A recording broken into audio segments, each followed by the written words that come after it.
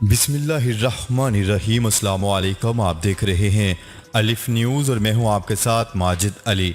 शामिल करते हैं आज की हेडलाइन। अफगान सदर अशरफ गनी ने मुल्की सूरत हाल का जिम्मेदार अमेरिका को करार दे दिया।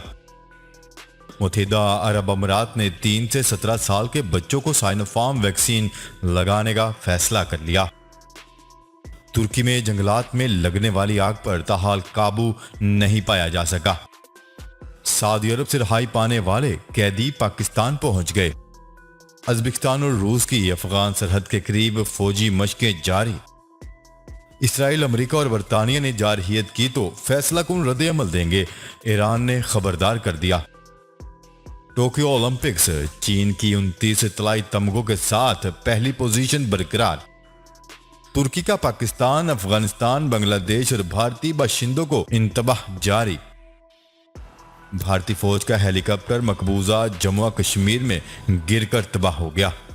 पाकिस्तान और दुनिया भर की खबरों से बाखबर रहने के लिए अलिफ न्यूज़ को सब्सक्राइब कर लें और बेल आइकन को क्लिक करना ना भूलिएगा। नाजरीन, अपनी आरा का इजहार कमेंट सेक्शन में लाजमी कीजिएगा।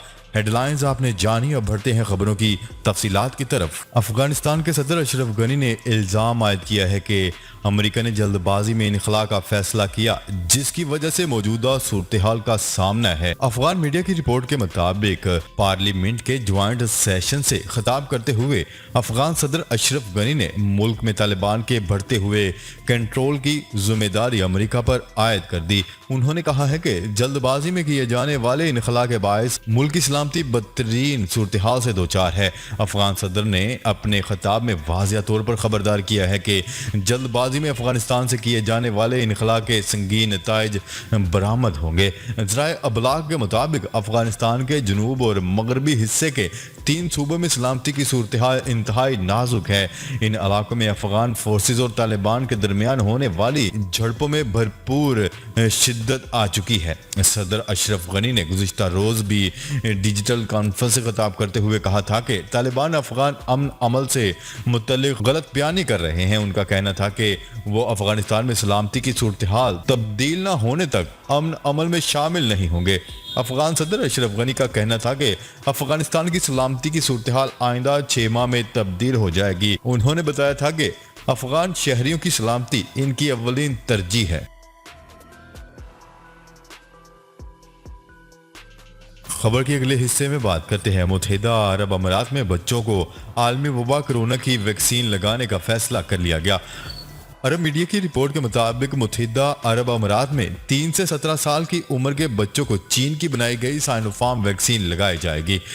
मुत्तहिदा अरब अमीरात के हुकाम का कहना है कि बच्चों को साइनोफार्म वैक्सीन लगाने का फैसला मुकम्मल क्लिनिकल तहकीक और जायजे के बाद किया गया है। बताया जा रहा है कि मुत्तहिदा अरब अमीरात में साइनोफार्म वैक्सीन का 900 बच्चों पर क्लिनिकल ट्रायल किया गया था, जिसके मस्बत नताइज सामने आए। रिपोर्ट के मुताबिक अरब रियासत में बच्चों के अंदर मुदाफ़ती निज़ाम दीगर ममालिक के बच्चों से कदरे बेहतर है, जबकि 12 से 15 साल के उम्र के बच्चों को फाइजर वैक्सीन भी लगाई जा रही है। खबर के अगले हिस्से में बात करते हैं। तुर्की के जनूब और मगरबी हिस्से के जंगलात में लगने वाली आग पर ताहाल काबू नहीं पाया जा सका। मुल्की व गैर मुल्की मीडिया रिपोर्ट्स के मुताबिक जंगलात में लगने वाली आग पर काबू पाने के लिए रूस, यूक्रेन, ईरान और आज़रबाईजान की फायर ब्रिगेड टीमें मुसलसल कोशिशों में मसरूफ हैं। तुर्की की वजारत जंगलात के मुताबिक 35 सूबों के मुख्तलिफ जंगलात में 129 मकामात पर आग लगी, जिसमें से 122 मकामात पर लगी आग पर काबू पा लिया गया है। वजारत जंगलात के मुताबिक गुज़िश्ता 6 दिनों के दौरान पेश आने वाले हादसात में मजीद 2 अफराद जाम हक हो गए हैं, जिसके बाद जान की बाजी हारने वालों की कुल तादाद 8 हो गई है। तुर्की के जनूबी हिस्से में वाक़या बहरा रूम रिजोर्ट रीजन में जंगलात में आग लगने के मुतअद्दिद वाक़यात रूनमा हुए थे।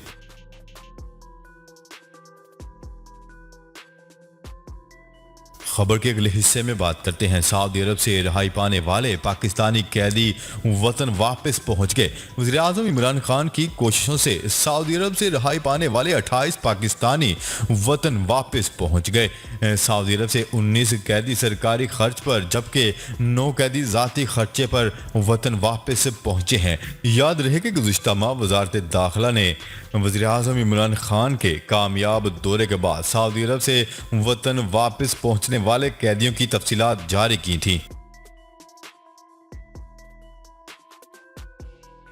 खबर के अगले हिस्से में बात करते हैं। उज़्बेकिस्तान और रूस की मुसल्लह अफवाज ने जनूबी उज़्बेकिस्तान में अफगानिस्तान की सरहद के करीब मुश्तरका फौजी तरबियती मशकें 2021 से शुरू कर दी हैं। उज़्बेक वज़ारत दिफा के तर्जमान ने बताया है कि 8 अगस्त तक जारी रहने वाली इस मशक का बुनियादी मकसद दोनों ममालिक की मुसल्लह अफवाज के माबैन ताउन को बेहतर बनाना और सिक्योरिटी मामलात पर तजर्बात का तबादला करना है।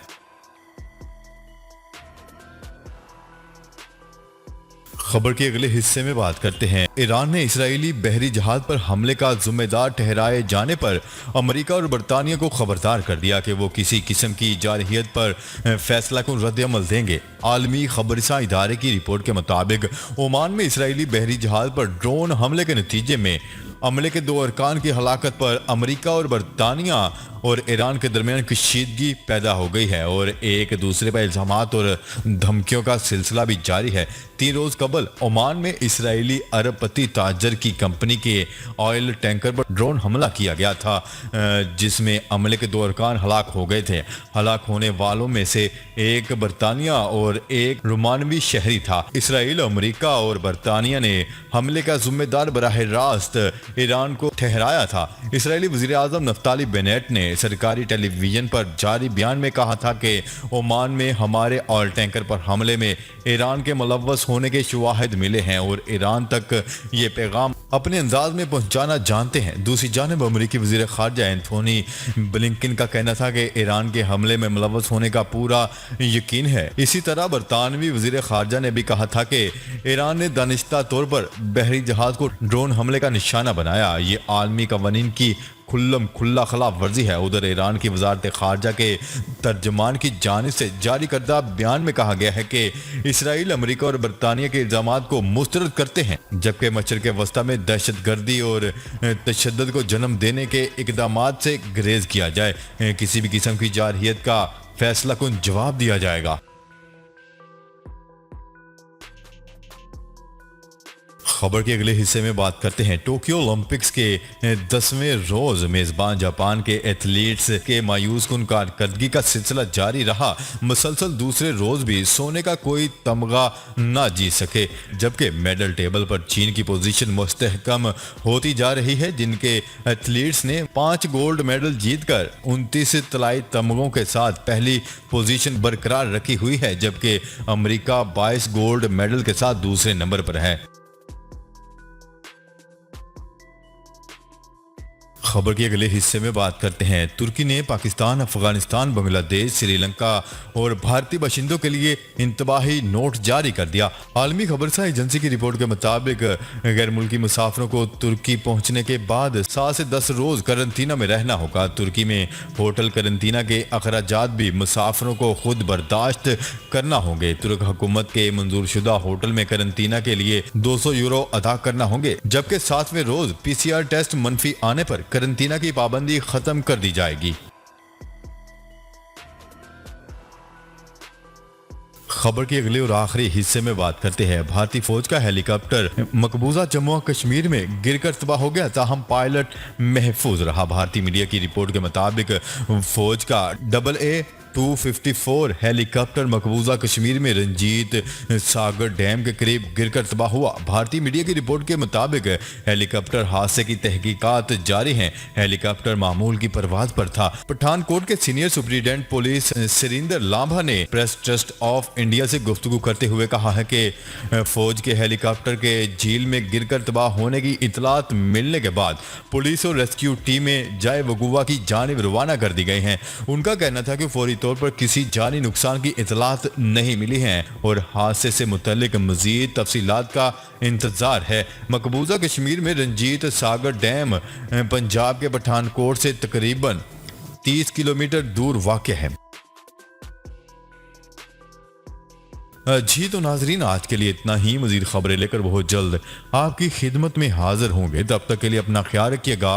अल्लाह निगहबान। पाकिस्तान जिंदाबाद। पाकिस्तान आर्मी पाइंदाबाद।